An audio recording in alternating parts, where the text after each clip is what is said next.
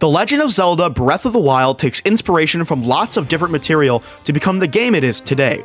There's inspiration from Minecraft, Skyrim, as well as older Zelda games. The inspiration is used to follow a new guideline formula to create a unique identity of its own. The designs for Link, Zelda, the King, shrines, weapons, and everything else in the game is, may I say, top-notch. However, the designs for the Divine Beasts may be more than they appear. Have you ever wondered where the designs for the Divine Beasts came from? Why is Divine Beast Varuda an elephant? Why was Divine Beast Varudania designed to look like a lizard or a gecko? My name is HylianLuke, and today we are going to be theorizing about the origins of the Divine Beast designs. With all that said and done, go ahead and get comfy as we dive into this theoretical speculation.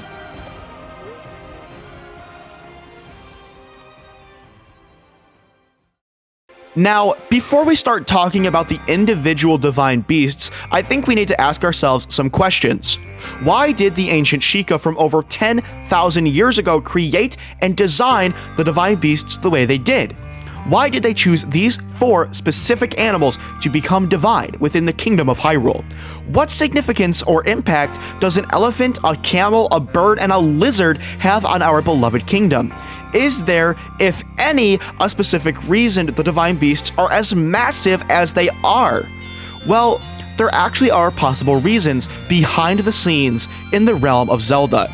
These reasons are just buried underneath the more obvious details, and you'll see what I mean by the end of the video. As I talk about each divine beast individually, I feel that it will make all the more sense to you guys. For our first divine beast, we are going to start with Divine Beast Varuda. Varuda was named after Princess Ruto of the Zora and Sage of the Water Temple from the era Ocarina of Time takes place. Varuda's animal shape was chosen to be an elephant that is proficient with the element of water. Mipha, the deceased princess of the Zora, was the pilot and chosen champion to control Divine Beast Varuda. I believe Varuda's elephant design comes from 2 things. First off, while it hasn't been as obvious, elephants have existed in the Zelda universe. Not as a normal animal though, but rather as some kind of deity tribes of the past have worshipped. We can find deity-like statues of some elephants located in the Earth Temple from Skyward Sword and the Face Shrine from Link's Awakening.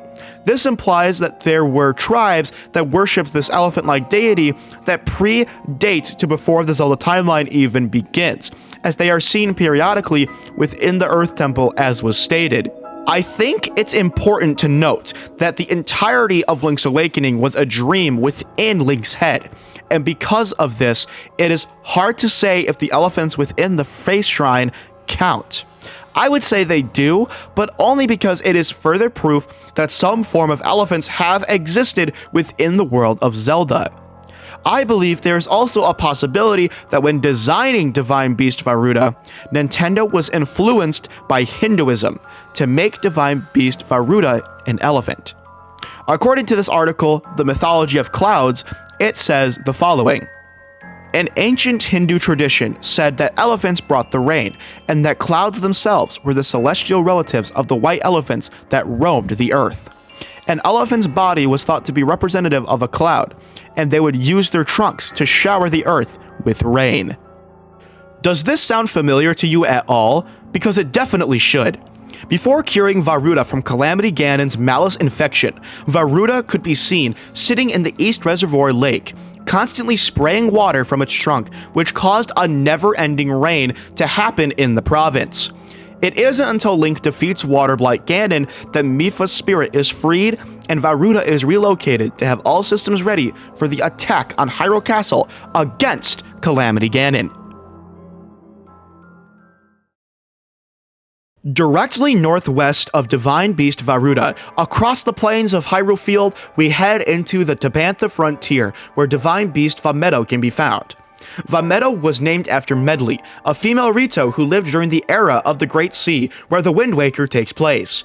She awakened to become the Earth Sage, one of 2 sages that would re-empower the Master Sword to once again become the Blade of Evil's Bane. Vametto's animal shape was chosen to be a bird that pilots the skies with a proficiency in the element of air or wind. Revali, the deceased master of archery for the Rito, was the pilot and chosen champion to control divine beast Vametto. Upon first glance, it's rather obvious that Vametto's bird design is supposed to resemble the Rito themselves.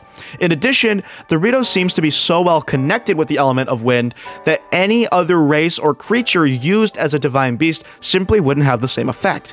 Not to mention that their presence within Breath of the Wild also makes out to be a wonderful, nostalgic callback to The Wind Waker, as it is the only other game in the Zelda timeline where we see the Rito thrive in their own culture. Rito Village's music is also a nice and calming rendition of the classic Dragon Roost Island theme, where the Rito originated from.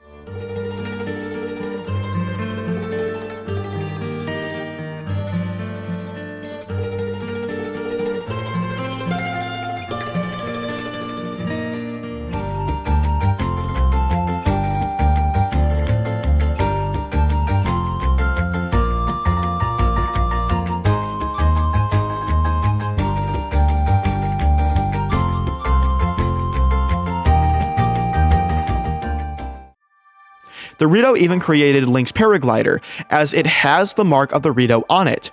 If we take a look at the start of the Rito section in the Creating a Champion book, it starts with the following title, subtitle, and paragraph. The Rito, wind dancing rulers of the sky. The Rito have established a village in the Tabantha frontier near the snowy peaks of Hebra.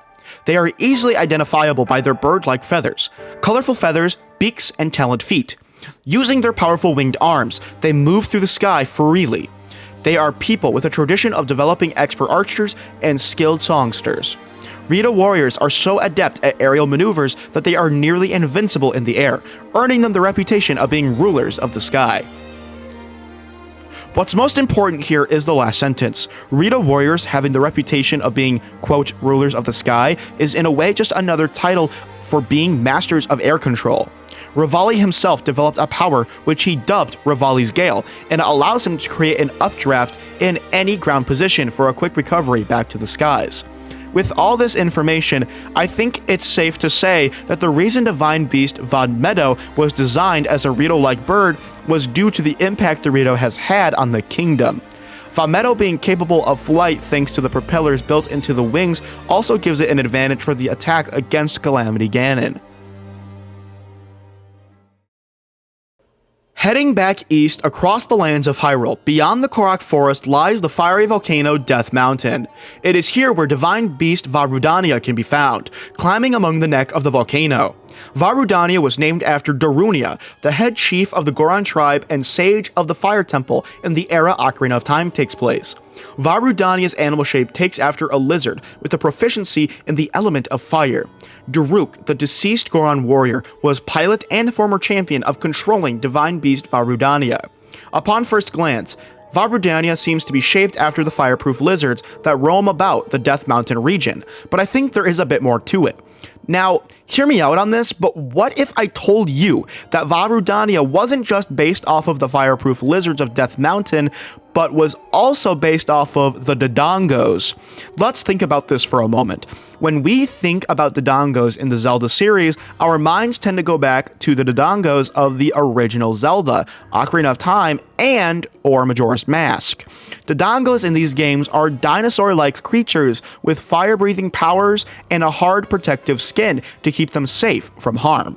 However, there is another Zelda game where Dodongos roamed within Death Mountain itself, and that game is Twilight Princess. Twilight Princess used a different kind of design for the Dodongo enemy.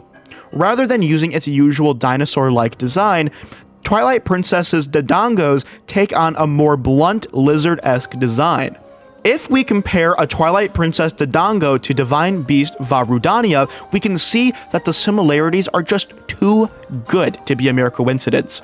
From the head, to the amount of toes on each foot, to the leg structures and its tail, the resemblance is uncanny. Varudania can also climb up structures and stick among surfaces, just like other lizards in the game, but also like the Dodongos in Twilight Princess. In Twilight Princess, Dodongos can be seen hanging on the cavern ceilings to the Goron mines.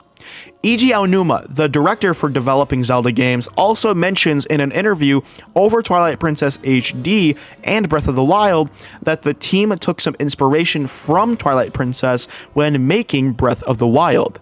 Quote, "While making the latest title for The Legend of Zelda, when I look at this remake, I feel like this is the origin point for the new title we're making right now. After playing this game, you may have some, oh, I see moments when playing the upcoming new game. So I'll be glad if you play Twilight Princess HD while waiting in anticipation for the latest title of Legend of Zelda." With Eiji Aonuma talking about how Twilight Princess HD impacted the development of Breath of the Wild, I believe that Divine Beast Varudania being designed after the Twilight Princess Dodongos is one of these, oh, I see, moments he mentions in the interview.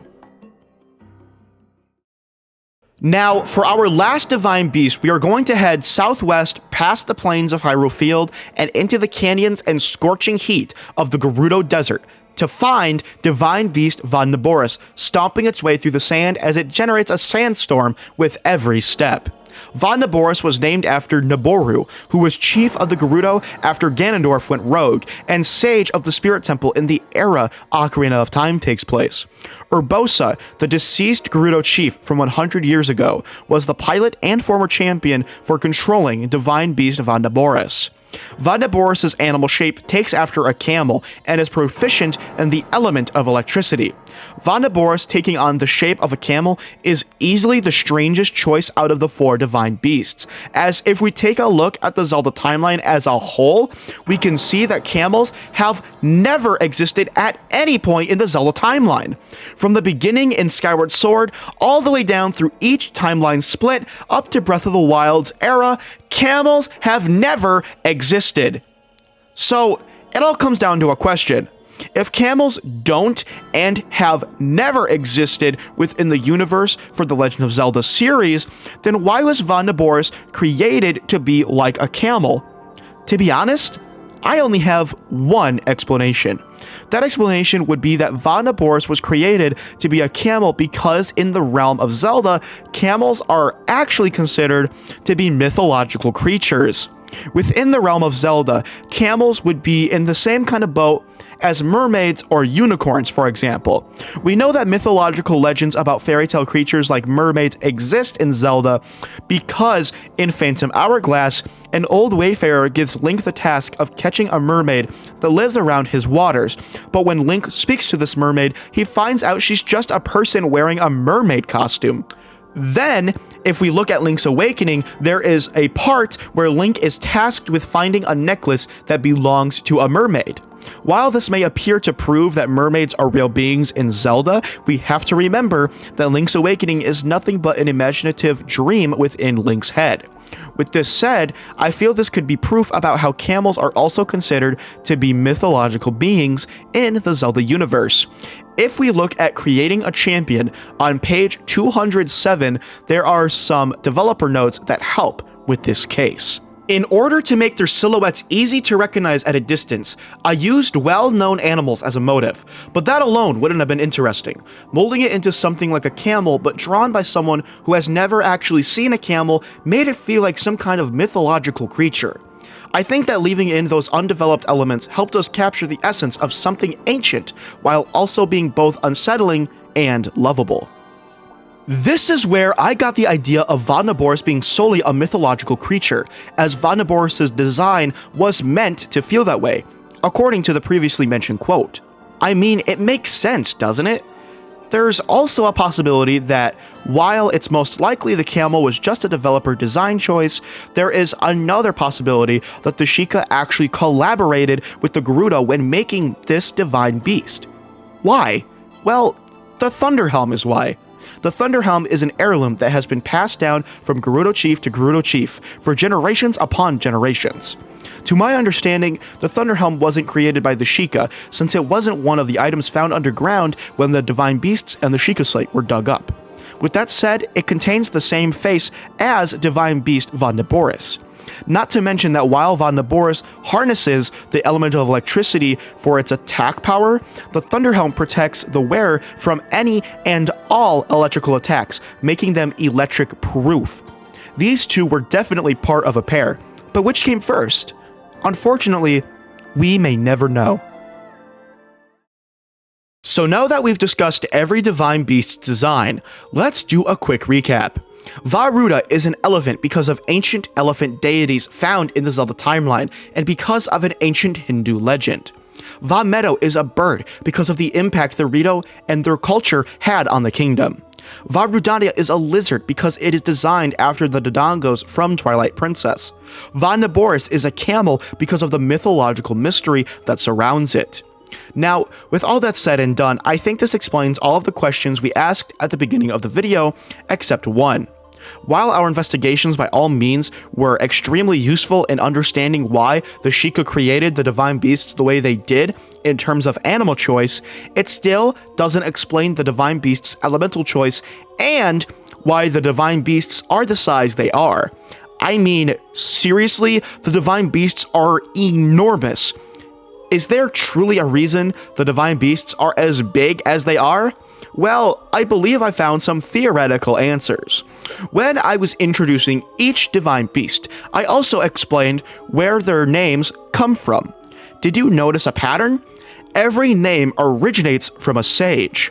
Neboru, Darunia, and Ruto were sages that aided the hero of time in the era of Ocarina of Time, as they were the sages of spirit, fire, and water. Medley differentiates from the other three sages, as while she is still known as the Earth Sage, she originates from the Wind Waker.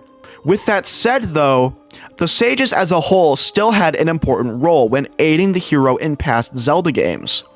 I think this can explain why the divine beasts have the elemental choices they are proficient in, as well as why the divine beasts are behemoths.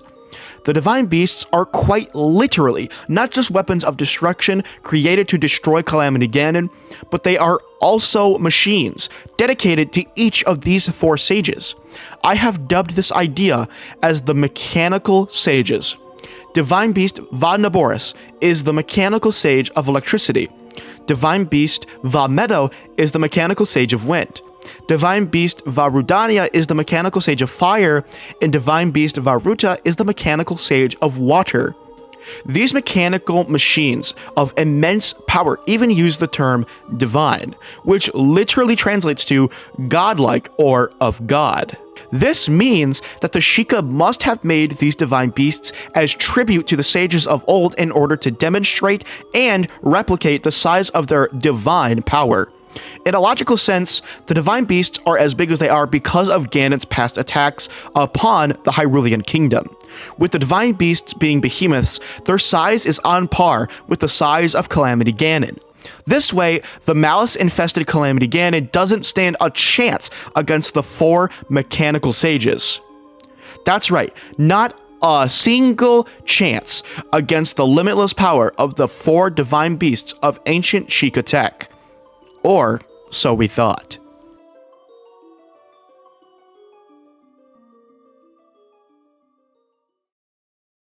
Well, it's finally time. If you made it this far, I thank you for reaching the end of the video. Thank you for watching this rather long Zelda theory about the divine beasts and their design origins. What did you think? Is there anything I mentioned that wasn't correct? Is there anything I should have included when discussing today's video topic? Let me know in the comments. If you haven't already, please be sure to leave a like and subscribe for more Zelda content. You can check out my social media in the description below, and feel free to check out my Patreon page if you wish. Check out my Twitch channel where I stream under the name The Glukester. It's always a good time to vibe and talk with viewers, so I'll leave a link in the description for you guys if you're interested. That's all for now, so once again, my name is HylianLuke, and I will see you all next time. Ciao!